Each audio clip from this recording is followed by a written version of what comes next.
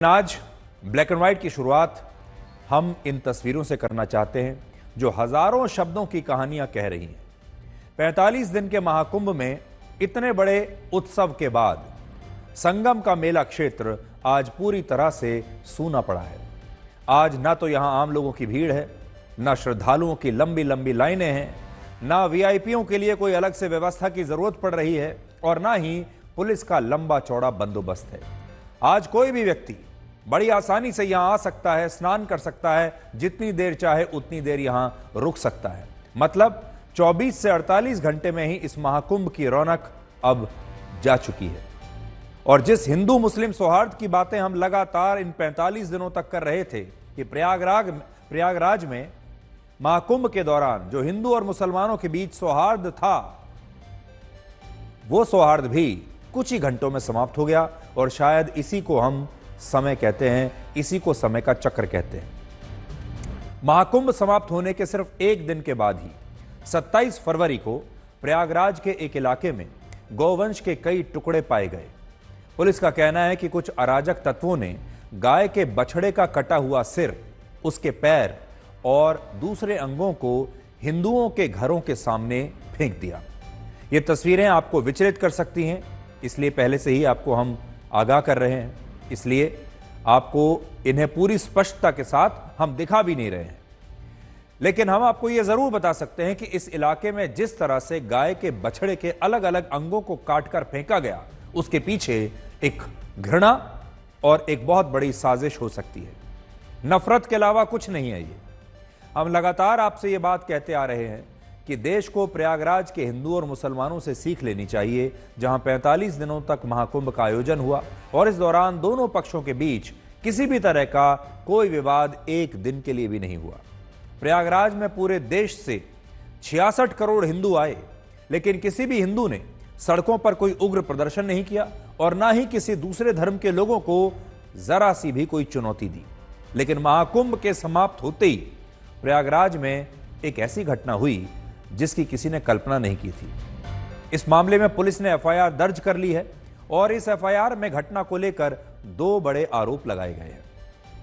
पहला आरोप यह है कि हिंदुओं के घरों को चिन्हित करके उनके सामने गोवंश के टुकड़ों को जानबूझकर फेंका गया और दूसरा आरोप यह कि इस घटना के पीछे मुस्लिम समुदाय के लोग हो सकते हैं, क्योंकि जिस स्थान पर यह घटना हुई है वहां से कुछ ही दूरी पर एक इलाके में बहुसंख्यक आबादी मुस्लिम समुदाय की है।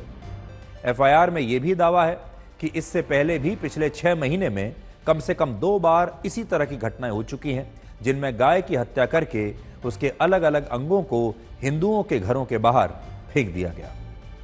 हम यहां पर एक बात स्पष्ट करना चाहते हैं कि यह सिर्फ आरोप है और अभी तक इस बात की कोई पुष्टि नहीं हुई है कि इस घटना के पीछे मुस्लिम समुदाय के ही लोग हो सकते हैं। इसकी कोई पुष्टि नहीं है। यह जांच का विषय है। जांच के बाद पता चलेगा कि ये आरोप झूठे हैं या सच्चे हैं। एफआईआर में जो कुछ लिखा है अभी हम आपको सिर्फ वो बता रहे हैं। आज आपको यह भी पता होना चाहिए कि जिस भारत में गाय को मां का दर्जा दिया गया है, उसी भारत में गायों के खिलाफ इतनी नफरत क्यों दिखती है? देश भर में गायों को इतनी नफरत और क्रूरता का सामना क्यों करना पड़ता है? याद कीजिए, इसी साल बेंगलुरु में 12 जनवरी को सैयद नसरू नाम के एक व्यक्ति ने बहुत ही क्रूरता से 3 गायों के थन काट दिए थे। 9 जनवरी को मध्य प्रदेश के मंदसौर में कुछ लोगों ने एक गाय का सिर काटकर सड़क पर फेंक दिया था। जून 2024 में मध्य प्रदेश के रतलाम और इससे पहले झारखंड, केरल और पश्चिम बंगाल में भी इसी तरह की घटनाएं हुई और यह सूची बहुत लंबी है। न जाने ऐसी कितनी घटनाएं हमारे देश में हो चुकी हैं जिनमें गायों को इसी तरह से नफरत का शिकार बनाया गया है। इन घटनाओं का सबसे दुखद पहलू यह है कि जिस तरह दूसरे जानवरों के खिलाफ होने वाली हिंसा को गंभीरता से लिया जाता है, वैसा गायों के मामले में नहीं होता। जब गायों के खिलाफ, गायों के साथ यह हिंसा होती है तो एनिमल राइट्स वाले लोग भी नहीं आते। गायों के खिलाफ हिंसा को सांप्रदायिक माना जाता है और कोई भी संस्था, सरकार और नेता इन बेजुबान गायों के अधिकारों का मुद्दा उठाते ही नहीं। गाय हिंदू धर्म के साथ जुड़ी हुई है तो इसका मतलब यह है कि हमारे देश में जानवरों के अधिकारों को लेकर जो संस्थाएं लड़ती हैं, एनिमल राइट्स को लेकर जो लोग आवाज उठाते हैं वो गायों के खिलाफ हो रही इस क्रूरता पर चुप बैठे रहेंगे? आप खुद सोचिए, क्या गायों के खिलाफ होने वाली हिंसा पर इसलिए बात नहीं होनी चाहिए क्योंकि गायों को सनातन धर्म में पूजनीय माना गया है? क्या सिर्फ इसीलिए? सबसे बड़ी बात यह है कि गाय स्वभाव से सबसे शांत जानवर है और वो कभी भी किसी को नुकसान नहीं पहुंचाती। गाय सिर्फ देना जानती है, आपसे लेगी कभी भी कुछ नहीं। लेकिन इसके बावजूद गायों को कई बार नफरत का शिकार होना पड़ता है। और आज भी आप इस खबर को देखिए जिसकी पूरे देश में आज कहीं चर्चा तक नहीं हो रही। आज आपको प्रयागराज से हमारी ये ग्राउंड रिपोर्ट ध्यान से देखनी चाहिए और फिर सोचना चाहिए कि महाकुंभ समाप्त होते ही प्रयागराज में इस तरह की घटनाएं कैसे शुरू हो गईं और क्या इसके पीछे भी कोई बहुत बड़ी साजिश है।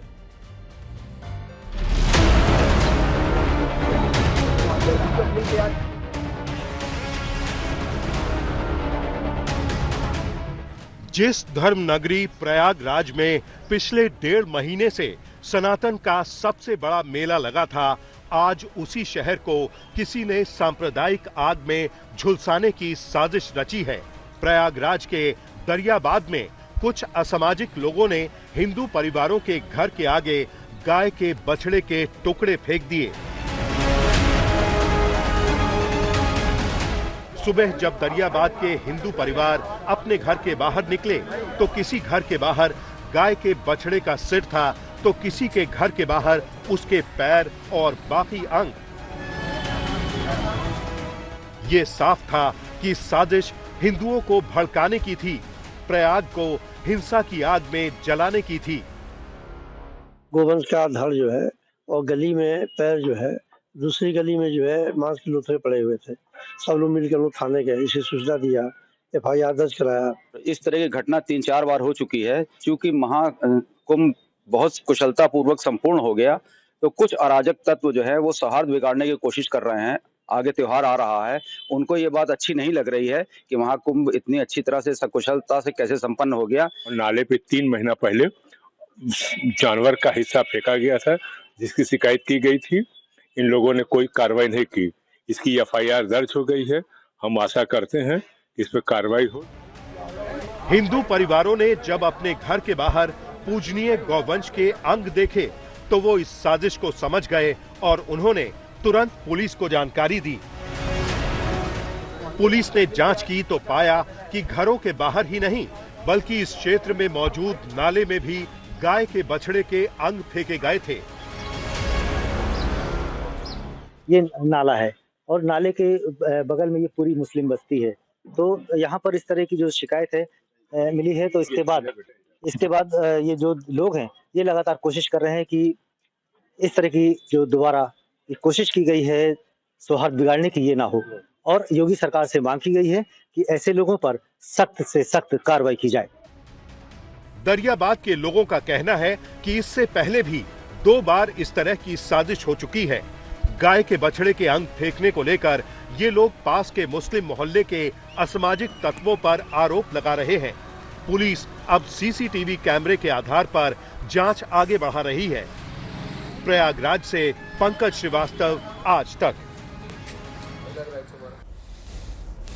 इस मामले में पुलिस ने जो FIR दर्ज की है उसका एक अंश मैं आपको पढ़कर सुनाना चाहता हूं।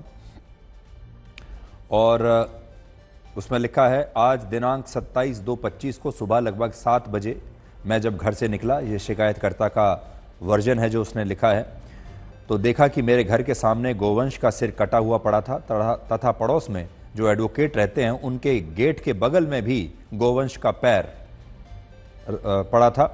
और फिर उन्होंने ये भी लिखा है, गोवंश के शरीर के अंग छिन्न भिन्न अवस्था में मोहल्ले में बिखरे पड़े थे।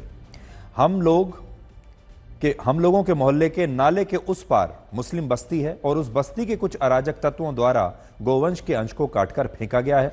इससे पहले भी 2 बार 6 महीने के अंदर ऐसी घटना घटित हो चुकी है, ऐसा इस FIR में लिखा हुआ है। अब यह जांच का विषय है, आरोप लगाए गए हैं। जांच के बाद यह पता चलेगा कि यह वाकई कोई सांप्रदायिक मामला है या किसी ने जानबूझकर कोई षड्यंत्र किया है, साजिश की है ताकि दोनों समुदायों के बीच तनाव पैदा हो जाए। आज हम बस यही पूछना चाहते हैं कि क्या इस देश में गायों के खिलाफ होने वाली हिंसा को सांप्रदायिक मानकर भुला दिया जाएगा और इन पर चर्चा तक नहीं होगी। और आज हम आपसे एक बात और भी कहना चाहते हैं, वो ये कि जिस देश में गाय, कन्या और नदियां ईश्वर की तरह पूजी जाती हैं, उसी देश भारत में ये सबसे बुरी हालत में भी हैं। ये भी सोचने की बात है।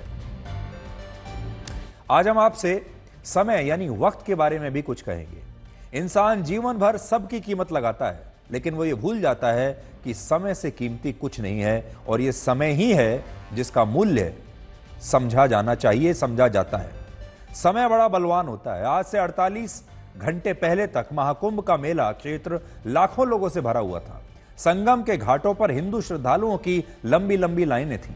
हमारे देश के वीआईपीओं के लिए मेला क्षेत्र में अलग से व्यवस्थाएं की गई थीं। चारों तरफ पुलिस के बंदोबस्त थे और पूरी दुनिया इस आयोजन को देख रही थी। लेकिन आज यही मेला क्षेत्र 48 घंटे के बाद बिल्कुल सूना पड़ा है, शांत पड़ा है और ये खामोशी बता रही है कि सारी जो कीमत है वो समय की होती है, महत्व समय का है।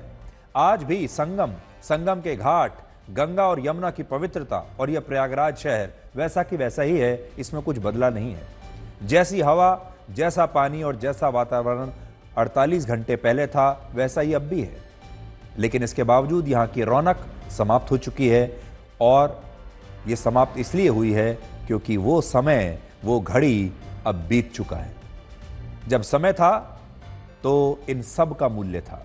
आज जब समय बीत चुका है, वो घड़ी बीत चुकी है, तो इन सब का मूल्य खत्म हो गया, यहां सब सूना पड़ा है। और इसीलिए कहते हैं कि कीमत लोगों की, वस्तुओं की और आयोजन की नहीं होती, बल्कि कीमत होती है समय की, क्योंकि ये बिना रुके ऐसे ही चलता रहता है और बीता समय कभी लौट कर नहीं आता। कहते हैं कि समय की कीमत उससे पूछो जिसकी 1 मिनट पहले ट्रेन छूट गई हो या फ्लाइट छूट गई हो।